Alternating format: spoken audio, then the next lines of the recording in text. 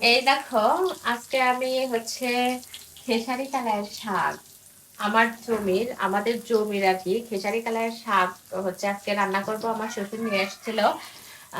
এখানে তো ঢাকাতে তো হচ্ছে খেসারি কালার শাক বড় লম্বা লম্বা করে হচ্ছে বিক্রি করে।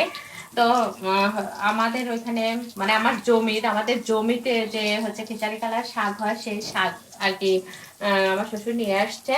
তো হচ্ছে আমরা আজকে খেসারি কালার শাক ভাজি করে খাবো। এই বছর প্রথম খাচ্ছি খেসারি কালার শাক। তোমরা এবছর কে কে খাইছো খেসারি কালার শাক অবশ্যই কমেন্টে জানাবে। এই দেখো, আমার খেসারি কালার শাক এত সুন্দর, আর হচ্ছে আমার খুব ফেভারিট।